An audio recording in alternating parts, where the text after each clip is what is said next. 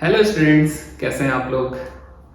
आज का जो वीडियो है ये बिल्कुल भी टेक्निकल टॉपिक नहीं है। आज हम practical application of critical reasoning पर बात करने वाले हैं। तो इस वीडियो की ज़रूरत क्यों पड़ी?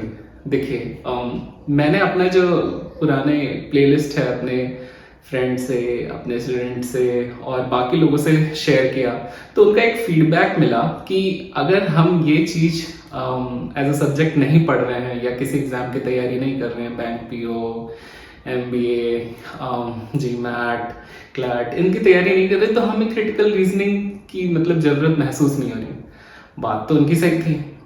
तो मैंने सोचा कि यार क्रिटिकल रीजनिंग एक्चुअली में पार्ट होता है क्रिटिकल थिंकिंग का। मतलब मैं अगर इसको एज अ सेट बनाने की कोशिश करूँ वेन डायग्राम के थ्रू, तो क्रिटिकल रीजनिंग जस्ट एक सिस्टमेटिक स्टडी है कि कोई आर्गुमेंट दिया हो उसको मतलब हम कैसे इवेलुएट करें, कैसे उसमें से कंक्लूजन निकालें, क्या चीजें इसको स्ट्रेंथन वीकेन कर सकती हैं कंक्लूजन को। ये एक सिस्टमेटिक स्टडी है जो कि क्रिटिकल रीजनिंग के थ्रू पढ़ते हैं।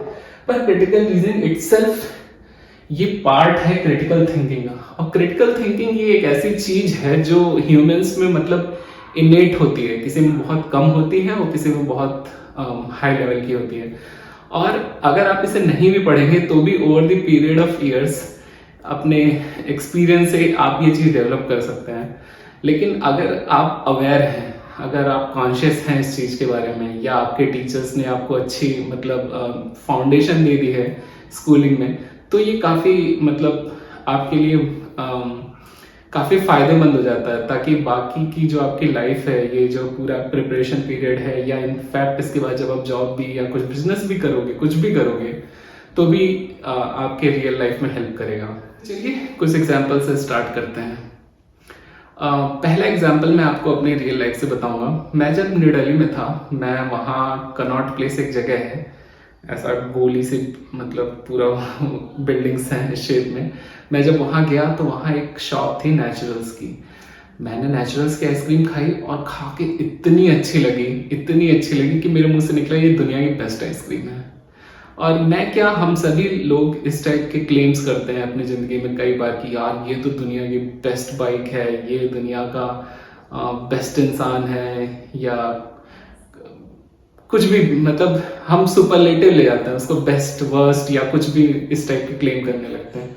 तो ये तो वैसे सबको ही पता है कि इसमें कुछ भी मतलब ये चीज़ कभी टिकेगी नहीं। क्योंकि अगर आप किसी चीज़ को बेस्ट कह रहे हैं तो आपने एक सैंपल लिया होगा, ठीक है। मतलब आपने एक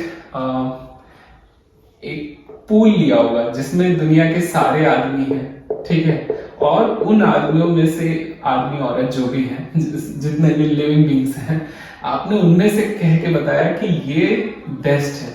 इसी तरह दुनिया की जितनी आइसक्रीम है और उस मोमेंट पे है, उसको अगर मैंने सब चखी होती और फिर कहता है दुनिया की बेस्ट आइसक्रीम है, तो वो ट्रू होता, राइट। लेकिन मैं तो दुनिया की सारी आइसक्रीम चखी नहीं, मैंने तो सिर्फ अपनी लाइफ में जितनी आइसक्रीम चखी थी वो बताया कि इसमें से बेस्ट है। तो ये देखिए, ये एक फॉल्ट है इस आर्गुमेंट में, इस कथन में ये फॉल्ट है कि मैंने सिर्फ एक चीज के बेसिस पे कह दिया कि दुनिया की बेस्ट है। और एक तो टेस्ट जो है वो इटसेल्फ एक सब्जेक्टिव मैटर है। मतलब मुझे ये चीज अच्छी लगी, जरूरी नहीं है दूसरे वाले को भी वही चीज अच्छी लगे। टेस्ट तो सब्जेक्टिव होता है, पर्सन टू पर्सन डिपेंड करता है। तो इस टाइप की जब भी आप कहीं क्लेम्स देखें तो आप हमेशा सतर्क हो जाएं कि यार कुछ तो गड़बड़ है।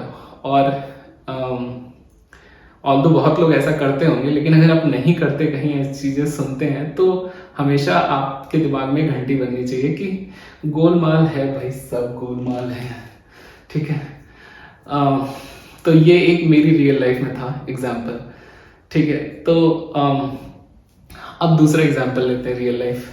अगर आपको याद होगा, एक समय डीमोनेटाइजेशन हुआ था, 2000 करेंसी के नोट्स आए थे और उनके आते ही कुछ टीवी एंकर्स ने स्टार्ट कर दिया था कि इसमें नैनो जीपीएस चिप है और ये सिग्नल भेजेगा सैटेलाइट को, वहाँ से ट्रैक हो जाएगा। जब मैंने ये चीज़ें सुनी थी तो इतनी हास्यास्पद लगी कि मैंने इसके पहले पढ़ा था कि जीपीएस रिसीवर्स कैसे काम करते हैं। मेरे एक GIS करके एक सब्जेक्ट भी था, बीटेक में एज अ ऑप्शन। तो मुझे इतनी हंसी आई, मैं अपनी हंसी रोक नहीं पाया, लेकिन कई लोग इसको ट्रुथ मान बैठे थे। और अगर आप ध्यान से इस टाइप की चीज़ों को, अगर आप अवेयर नहीं हैं, तो आप भी ऐसी चीज़ों को बहुत बार सच मान सकते हैं। तो इस चीज़ों को भी आप ध्यान रखिए कि ये पार्ट है क्रिटिकल थिंकिंग का, कि जब भी किसी ने आपको कोई नई पीस ऑफ इंफॉर्मेशन दी हो, जैसे ये नैनो जीपीएस चिप या कुछ भी, तो आप पहले सोचिए, खुद से सर्च करिए कि नैनो जीपीएस चिप होती भी है कि नहीं होती, कैसे काम करती है, जीपीएस कैसे काम करता है। इनफैक्ट वो जैसे उन्होंने बताया वो वैसे काम ही नहीं कर सकता। जीपीएस क्या होता है मैं आपको शॉर्ट में बताता हूँ। देखिए, कॉन्स्टलेशंस ऑफ सैटेलाइट्स अर्थ के अराउंड ऐसे ऑर्बिट कर रही होती हैं। बहुत सारे सैटेलाइट सिस्टम्स होते हैं। जिस जीपीएस जो है वो ग्लोबल पोजिशनिंग सिस्टम है, और ये अमेरिका ने डेवलप किया था। और ग्लोनास वो कॉन्स्टलेशन ऑफ सैटेलाइट्स हैं। ग्लोनास भी एक टाइप ऑफ कॉन्स्टलेशन है। इसी तरीके से बहुत सारे type of constellation of satellites हैं। तो वो क्या करती हैं, वो एक सिग्नल भेजती हैं, मतलब कंटिन्यूसली वो सिग्नल भेज रही होती है अर्थ पे। उस सिग्नल में वो क्या बताती हैं कि क्या लैटिट्यूड है, क्या लॉन्गिट्यूड है और क्या टाइम पीरियड है। ठीक है, तो इस टाइप से हर सैटेलाइट अपना भेज रही होती है।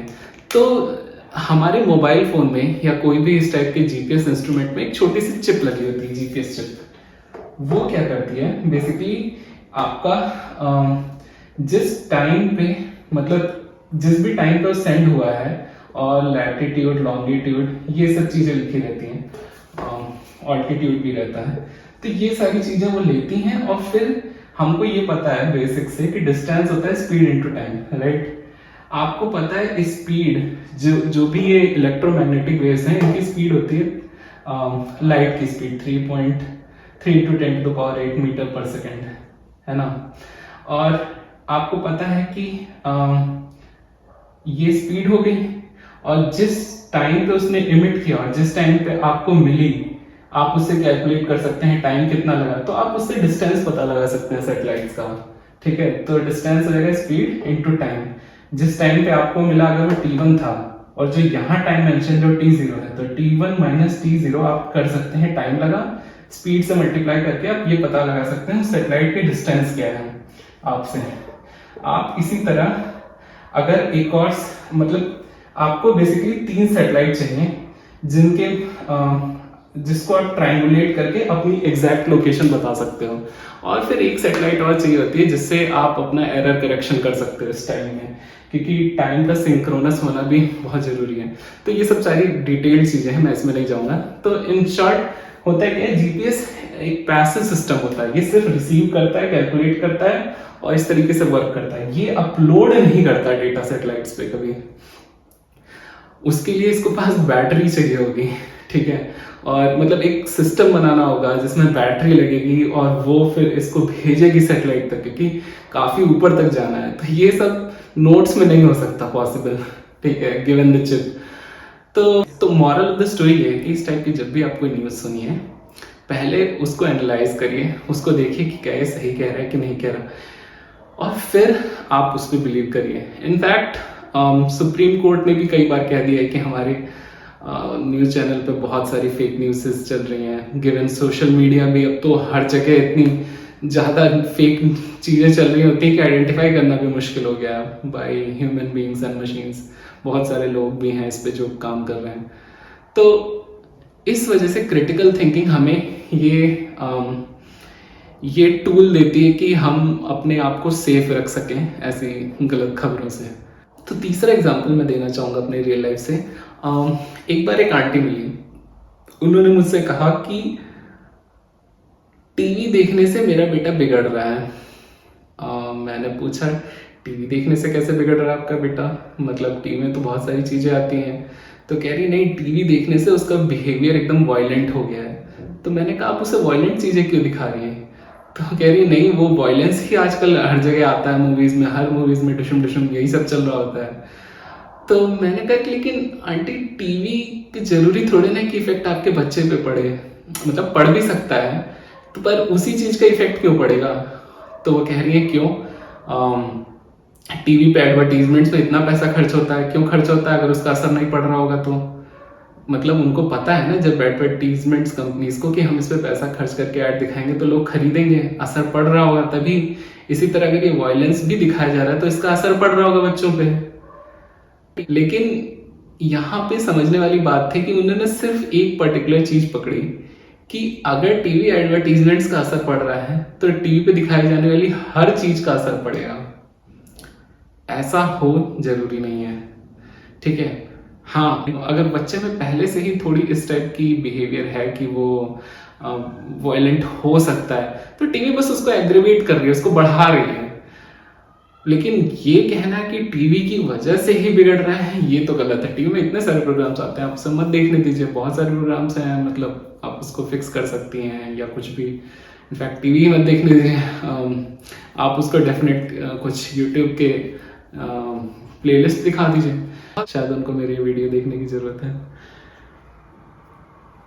हाँ, और चलिए एक और एग्जांपल लेते हैं, फोर्थ एग्जांपल। बहुत बार क्या होता है ना, हम लाइफ में एक गलती करते हैं, हम जनरलाइजेशन कर देते हैं। जैसे फॉर एग्जांपल मान लीजिए कोई एक इंसान है जो कर्नाटका से उत्तर प्रदेश जा रहा है पहली बार लाइफ में, ठीक है। और जैसे ही वो बस स्टेशन से उतरा या रेलवे स्टेशन से उतरा, उसका पॉकेट किसी ने मार लिया। अब उसके दिमाग में अगर ये आया कि यार यूपी वाले चोर हैं या कोई और स्टेट वाले हैं वो लोग चोर हैं, इस टाइप के अगर वो जनरलाइजेशन कर दिया एक इंस्टेंस के बेसिस पे, तो ये गलत चीज है। इससे भी हमें मतलब बचना चाहिए। क्रिटिकल थिंकिंग हमें बताती है कि अगर आपने इतने सारे लोग हैं, इसने क्या किया, इसके बेसिस पे आप डिसाइड कर दे रहे हैं कि पूरे पूरे सेट ने क्या किया, तो ये गलत है। इसके आधार पे हम मतलब डिसीजन जो लेंगे वो सही नहीं होगा। तो ये चीज भी हमें बचनी चाहिए। एक्चुअली में इसको कहते हैं इंडक्टिव रीजनिंग। मतलब हमने एक छोटी सी चीज देखी, फिर हमने कह दिया इससे सारा का सारा सैंपल ही मतलब इस टाइप का है। तो ये चीज भी हमें अवॉइड करनी चाहिए। तो बहुत सारे एप्लीकेशंस हैं क्रिटिकल थिंकिंग के जो मैं आपको बता सकता हूँ, लेकिन इस वीडियो में फिलहाल हम इतना ही करते हैं। और कुछ नए वीडियोस में हम देखेंगे कि कैसे मतलब क्रिटिकल थिंकिंग के थ्रू हम अपनी लाइफ को और बेटर बना सकते हैं। तो आज के लिए बस इतना ही। Thank you.